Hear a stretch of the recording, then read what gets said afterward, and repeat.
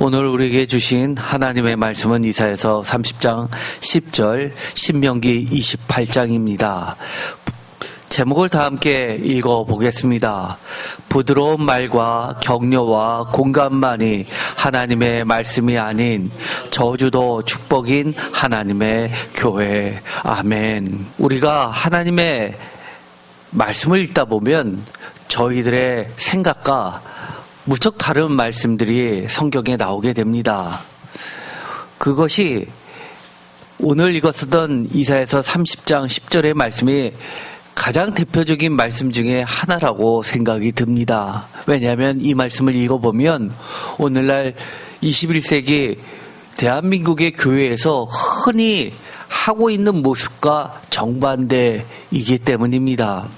사실 이사야서는 그야말로 이스라엘이 남과 북으로 갈린 지 불과 100년이 안 돼서 있었던 이사야서의 말씀이고, 이사야서의 말씀이 끝나고 나서 불과 100년이 되지 않아서 망하게 되는, 지금으로 치자면 거의 3,500년 전의 말씀이기 때문입니다. 그럼에도 불구하고 이 긴 시간에 비해서 오늘날 우리에게는 정말 오늘 우리에게 하나님께서 들려주시는 말씀처럼 그렇게 조금 더 시간적 차이를 느낄 수 없는 말씀이기 때문입니다. 하나님의 바른 말을 듣기 싫어하고 자기들이 듣고 싶어하는 말만 듣고 싶어하는 이사야 시대 하나님의 백성인 남유다의 반응을 보면 오늘날 세상의 공감, 동정, 격려 등 심리학이나 상담학이나 긍정 마인드적 성공 스토리와 세상의 복만을 쫓는 교회의 성도라고 하는 사람들의 반응과 일치하기 때문입니다. 이사야서 30장 10절의 말씀, 그들이 라고 하는 것은 9절에 있는 패역한 백성, 거짓말하는 자식들, 여호와의 법을 듣기 싫어하는 자식들이라고 하나님께서 규정하고 있는, 실제로는 하나님의 성민이라고 여겨지는, 오늘날로 이야기하면 하나님의 성도들이라고 여겨지는 사람들이 직접 하는 말이기 때문입니다. 그들 성도들이 성견자, 오늘날로 이야기하면 목사님에게 이르기를, 성견하지 말라, 선지자들에게 이르기를 우리에게 바른 것을 보이지 말라, 우리에게 부드러운 말을 하라, 거짓된 것을 보이라 라고 이야기한다는 겁니다. 이것을 표준 세번역으로 읽어보도록 하겠습니다. 다 같이 읽어보겠습니다. 선견자들에게 이르기를 환상을 보지 말아라 하며 예언자들에게 이르기를 옳은 것을 보이지 말아라, 부드러운 말을 하여라, 거짓된 것을 보여라 라고 이야기한다는 겁니다.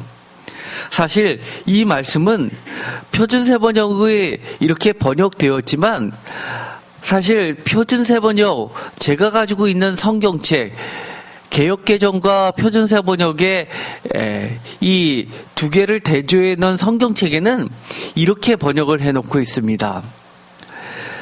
10절입니다. 선견자들에게 이르기를 미리 앞일을 내다보지 말아라 하며 예언자들에게 이르기를 우리에게 사실을 예언하지 말아라, 우리를 격려하는 말이나 하여라, 가상현실을 예언하여라 라고 번역하고 있습니다.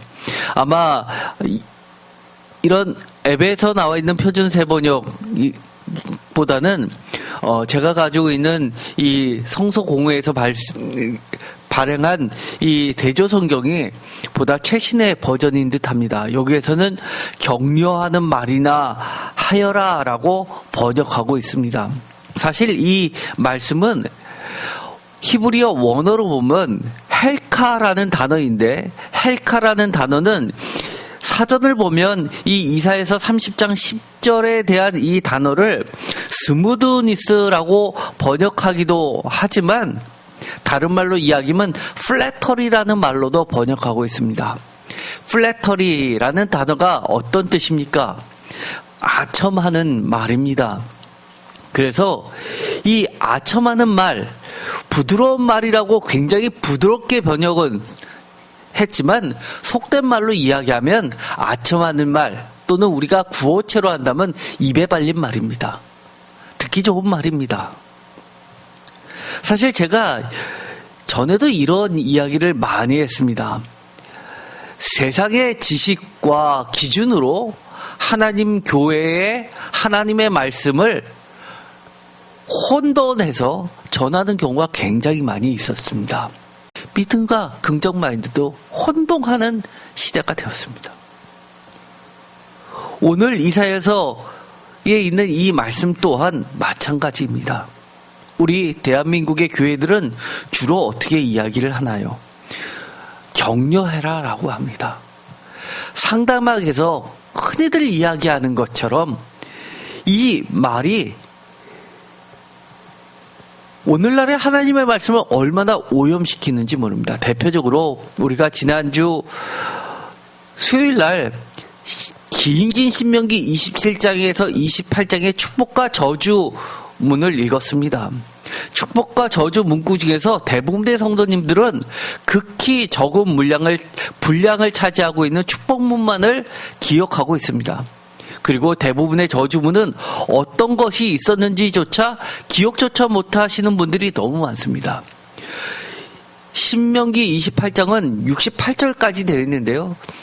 그 중에서 한 12절 정도만 축복문이고 나머지는 다 저주문입니다. 그런데 여러분들은 저주문 중에서 어떤 말씀이 기억나십니까? 이 적은 분량의 축복문은 너무너무 진짜 유명하죠. 들어와도 복을 받고 나가도 복을 받는다. 머리가 되지언정 꼬리가 되지 않는다. 그 다음에 또 많이 있었던 것이 뭔가요? 광주리도. 그 다음에 심지어 키우는 양과 소의 가축들의 소생들까지도 복을 받는다. 이런 것들은 너무너무 유명하죠. 심지어 이 신명기 27장에서 28장을 한 번도 안 읽어보신 분들도 축복문들이 기도에 매우 자주 인용되다 보니까 아시는 분들이 매우 많을 정도입니다. 심지어 교회를 안 다니시는 분조차 이 축복문에 들어가 있는 것들은 액자로 해서 많이 걸려 있기 때문에 그것을 아시는 분이 많이 있습니다. 심지어 어떤 사람이 카드를 보내는데 그림도 이쁘고 글도 좋아서 그것을 카드로 선택해서 보내셨다고 하시는 분이 있었을 정도입니다. 제가 교회 다니세요? 그랬더만 아니 이게 너무 좋잖아요. 이렇게 하시는 분들이. 신명기 28장 예를 들어서 3절 성읍에서도 복을 받고 들에서도 복을 받고 그 다음에 내 광주리에 떡반죽 그릇이 복을 받을 것이고 들어와도 복을 받고 나가도 복을 받는다. 그 밖에도 여러 가지가 있었죠. 심지어 이것도 아주 너를 치러 오는 사람들이 적군들이 내 앞에서 패하게 하시니 한 길로 너를 치러 왔으나 네 앞길에서 7길로 도망간다. 이것도 굉장히 유명하지요. 그리고 내 손으로 하는 모든 일에 복을 받는다. 뭐 이런 것들이 너무너무 유명하죠. 그런데 사실 저주문은요, 이것보다 훨씬 양이 많습니다. 우리가 이 축복과 저주는 사실은 결국 같은 이야기라고 제가 말씀을 드렸습니다. 예를 들어서 저주를 반대로 읽으면 축복을 반대로 읽으면 저주입니다. 그래서 여기서 중요한 것이 키워드가 여호와 하나님의 말씀을 순종하느냐 안 하느냐가 중요합니다. 신명기 27장에서 28장까지의 축복과 축복문의 4배나 5배가 되는 저주의 말씀 중에서 저주의 말씀을 모두 지워버리고 오직 축복문만을 마음에 담고 하나님의 말씀을 문제는 선택적으로 기억하는 잘못에 쉽게 빠진다는 겁니다. 예를 들어서 이런 겁니다. 저주문이 나왔죠. 신명기 28장 20절 내가 악을 행하며 그를 잊음으로 내 손으로 하는 모든 일에 여호와께서 저주와 혼란과 책망을 내리사 망하여 속히 파멸하게 하실 것이다. 예를 들어서 이것이 저주문으로 기억이 됐다면 이거에 대한 반대도 똑같은 표현인데도 축복문도 기억했어야 되는 겁니다. 예를 들어서 이겁니다. 신명기 28장 8절 여호와께서 명령하사 내 창고와 내 손으로 하는 모든 일에 복을 내리시고 내 하나님 여호와께서 내게 주시는 땅에서 내게 복을 주실 것이다. 어떠신가요? 내 손으로 하는 모든 일에 하나님의 말씀을 지키지 않으면 저주가 되지만 하나님의 말씀을 지키면 복이 됩니다. 똑같은 문장입니다. 또 이런 것도 있습니다. 신명기 28장 16절 저주문이죠. 내가 성읍에서도 저주를 받으며 들에서도 저주를 받을 것이다. 그런데 어떤가요? 신명기 28장 3절에서는 성읍에서도 복을 받고 들에서도 복을 받을 것이다. 많은 사람들이요, 이 똑같은 문장이라는 것을 모르시는 분이 대부분입니다. 그러나 우리는 저주문도 하나님의 말씀입니다. 성경에 보면 사실은 저주문이 훨씬 많이 있습니다. 여기뿐만이 아니라요, 이것은 고대의 모든 계약서의 기본 양식입니다. 그래서 3,500년 전이나 5,000년 전에 고대 근동사의 계약서들을 보면, 계약서라는 건 주로 돌에 새겨 있거나 아니면 비문 같은 데 있는데요, 그런데 보면 반드시 뒤에 저주문이 들어가 있습니다. 이것을 만약에 어겼을 때는 어떻게 하겠다, 예를 들어서 둘로 쪼개겠다라는 식의 저주문들이 들어가 있습니다. 그 얘기는 이것을 지켰을 때는 이 저주에 반대되는 것으로 기록된 거나 마찬가지입니다. 또 17절에 보면 또 내 광주리와 떡 반죽 그릇이 저주를 받을 것이라 라고 되어 있는데, 신명기 28장 5절에는 내 광주리와 떡 반죽 그릇이 복을 받을 것이다. 여기도 완전히 정반대로 똑같은 말씀이 들어가 있습니다. 우리는 지금까지 성경책을 보면 혹시 자신의 성경책에서 나에게 복 받는 말만 형광펜으로 이렇게 칠해놓은 성경책이 있으신가요? 그러신 분 계신가요? 혹시 송고 영신 예비 때 말씀을 뽑는데 저주 문구를 뽑아보신 적 있으신가요? 대부분의 교회는 복 받는 이야기만 성구로 만들어서 뽑게 합니다.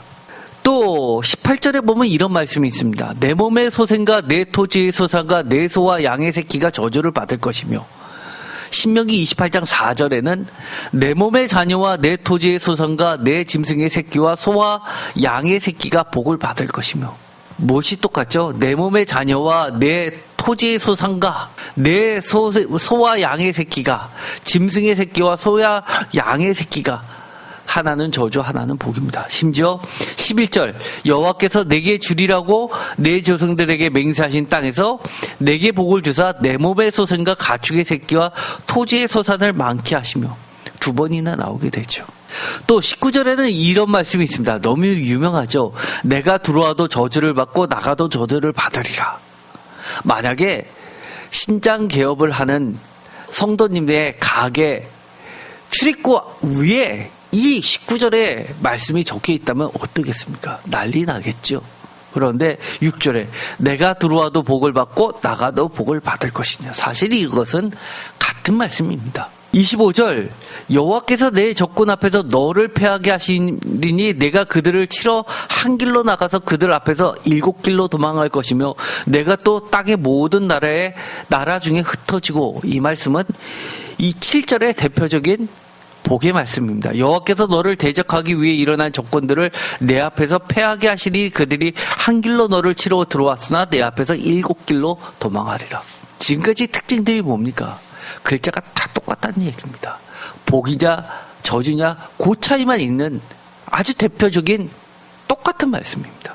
24절 여호와께서 비 대신에 티끌과 모래를 내 땅에 내리시리니 그것들이 하늘에서 내 위에 내려 마침내 너를 멸하리라. 저주문이죠.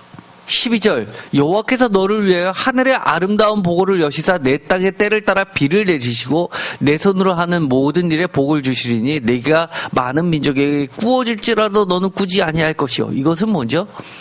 하늘에서 하나는 저주, 하나는 복이 내린다는 것이죠. 44절도 마찬가지입니다. 그는 내게 꾸어줄지라도 너는 그에게 꾸지 못하리니 그는 머리가 되고 너는 꼬리가 될 것이다. 이 구절 너무 유명하죠. 저도 어렸을 때 보면 저희 할머니께서 저에게 기도를 해주실 때 맨날 머리가 되고 꼬리가 되지 않게 해달라고 기도했었던 기억이 납니다. 13절 여호와께서 너를 머리가 되고 꼬리가 되지 않게 하시며 위에만 있고 아래에 있지 않게 하시리니 오직 너는 내가 오늘 내게 명령하는 내 하나님 여호와의 명령을 듣고 지켜 행하며. 여기서도 마찬가지 구절을 똑같이 쓰고 있습니다. 또 36절 여호와께서 너와 내가 세울 내 임금을 너와 내 조상들이 알지 못하던 나라로 끌어가시리니 내가 거기서 목석으로 만든 다른 신들을 섬길 것이며. 이 저주문인데요. 복의 선언문은 이렇습니다. 9절 여호와께서 내게 맹세하신 대로 너를 세워 자기의 성민이 되게 하시리니 이는 내가 내 하나님 여호와의 명령을 지켜 그 길로 행할 것임이라. 자기의 성민이 되게 하신다. 다른 민족의 백성이 되게 하신다. 다른 신들을 섬기게 될 것이다. 이것이 저주죠. 또 37절 저주문 여호와께서 너를 끌어가시는 모든 민족 중에서 내가 놀람과 속담과 비방거리가 될 것이다. 66절 내 생명이 위험에 처하고 주야로 두려워하며 내 생명을 확신할 수 없을 것이다. 67절 내 마음의 두려움과 눈에 보이는 것으로 말미암아 아침에는 이르기를 아하 저녁이 되었으면 좋겠다 할 것이요 저녁에는 이르기를 아하 아침이 되었으면 좋겠다 하리라. 그런데 28장 10절에는 어떻게 되어 있습니까? 땅의 모든 백성이 여호와의 이름이 너를 위하여 불리는 것을 보고 너를 두려워하리라. 땅의 모든 백성이 여호와의 이름이 너를 위하여 불리는 것, 이것 자체가 너를 보고 두려워한다고 이야기합니다. 백성이 두렵기 때문입니까? 그 위에 주인이 누구냐, 왕이 누구냐가 두려운 겁니다. 그래서 하나님을 믿는 백성들에게 입을 함부로 놀리지 못하게 만드셨습니다. 결국 축복과 저주는 같은 이야기입니다. 저주를 반대로 읽으면 축복, 축복을 반대로 읽으면 저주입니다. 키워드는 여호와 하나님의 말씀을 순종하느냐 안 하느냐 우리의 선택에 달려있는 겁니다. 제가 전에도 이야기했습니다. 우리가 하나님의 말씀을 왜 못 지키냐라고 했을 때 여러 가지가 있었죠. 그 중에 하나가 무엇이었습니까? 우리가 지키고 싶어도 지킬 수 있을 정도의 의지가 부족하다라고 흔히들 이야기하지만 사실은 더 근본적인 이유는 하나님의 말씀을 거역했을 때 그 하나님께서 얼마나 그것을 싫어하시든지 그 자체를 잊을 때가 너무 많습니다. 여러 가지 이유가 물론 있겠습니다. 내가 그 이익을 취하는 데 있어서 포기할 수 없을 정도로 탐나기 때문에 세상과 타협하는데 하나님의 말씀은 뒤로 하고 싶기 때문입니다. 많은 사람들이 그렇게 생각합니다. 하나님의 말씀을 자꾸 선택적으로 읽고 싶어 합니다. 어느 정도는 하나님이 우리를 사랑하시니까 이해해 주시겠지. 그거는 누구의 말씀입니까? 사람들의 말입니까? 하나님의 말씀입니까? 사실은 우리가 하나님 말씀 앞에 두렵고 떨림으로 하나님의 말씀을 있는 그대로 우리는 받아들여야만 합니다. 나도 모르는 사이에 어느 순간 이렇게 되기 쉽기 때문입니다. 우리에게 바른 것을 보이지 말라. 우리에게 부드러운 말을 하라. 거짓된 것을 보이라. 바른 길을 버리며 적응해서 돌이키라. 이스라엘의 거룩하신 이를 우리 앞에서 떠나시게 하라. 라고까지 간다는 겁니다. 정도를 버려라. 바른 길에서 벗어나거라. 이 말과 흔히들 성도님들이 하시는 말씀, 에이 그걸 다 지켜서 어떻게 세상에서 삽니까? 이 말과 뭐가 다릅니까? 많은 목사님들이 그렇게 이야기합니다. 성도들 그렇게 야단치지 말라고 합니다. 격려해 주라고 합니다. 야단치다가는 다 떠나간다고, 누구를 데리고 누구 앞에서 설교를 할 거냐고 이야기합니다. 내 앞에 성도님들이 떠나간다라고 하는 것은 하나님의 말씀을 전했는데도 떠나간다, 그런 사람을 붙잡아야 된다, 저는 그것에 대해서 근본적으로 좀 생각을 해봐야 될 거라고 저는 믿고 있습니다. 하나님의 말씀을 전하지 않는데 더 이상 무슨 교회라고 칭할 수 있습니까? 요즘의 교회요, 사실은 과거의 교회에서 하던 많은 기능들이 교회가 아닌 곳에서 하는 경우들이 부쩍 많이 늘었습니다. 심지어 불교에서도 NGO 단체 만들어서요, 교회 못지않게 훌륭한 일들 많이 합니다. 세상 기준으로요. 교회만 우물 파주는 줄 압니까? 요즘에 보세요. 불교에서 우물 아프리카에 많이 파줍니다. 학교 많이 만들어줍니다. 심지어 통일교에서도, 이단에서도 엄청나게 돈을 쏟아부으면서 선교라는 명칭으로 해서 그렇게 세상 사람들이 원하는 걸 해주면서 들어가고 있습니다. 우리가 교회에서 하나님의 말씀에 빠진다면 과연 무엇으로 교회에 뿌리를 내릴 수 있겠습니까? 저는 많은 도전이 온다고 하더라도 최소한 성도님들은 아무리 싫어한다 하더라도 목사님들은 이것을 지켜내야 되지 않겠습니까? 목사님들이 지켜낸다고 지켜질 수 있습니까? 에이, 저는 그거 불가능하다고 봅니다. 성도들이 다 사라진 교회, 목사님 혼자 그 교회를 몇 년은 버틸 수 있겠지요. 끝까지 버텨낼 수 있을까요? 결국은 성도님들도 함께 해 주어야지만 하나님의 교회는 지켜질 수 있는 겁니다. 성도님들이 내가 좀 듣기 싫어도 이것이 하나님께 나아가는 바른 길이라면, 그리고 우리에게 거룩한 문서 성경책으로 주어져 있고 그 성경책에 쓰여져 있는 말씀이라면 내 귀에 달게 들리지 않는다 하더라도 정말 하나님의 말씀으로 받아들여야 합니다. 저는 이 시대가 이사야의 시대와 얼마나 다를까? 전혀 다르지 않다고 봅니다. 이제는 많은 사람들이 대한민국의 교인 수가 10년이 지나도 지금처럼 있을까? 라고 물어본다면 대부분의 분들은 그렇지 않다라고 이야기합니다. 이미 대한민국은 선교지가 되었습니다.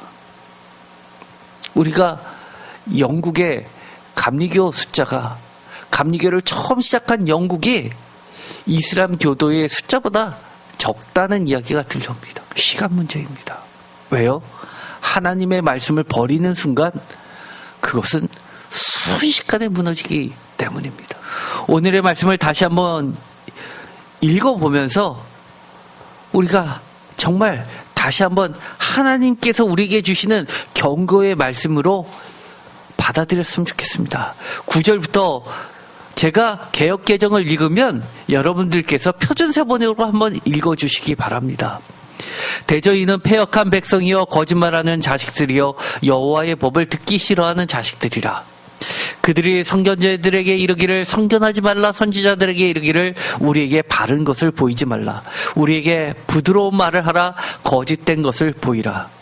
너희는 바른 길을 버리며 첩궁에서 돌이키라. 이스라엘의 거룩하신 이를 우리 앞에서 떠나시게 하라 하는도다. 아멘.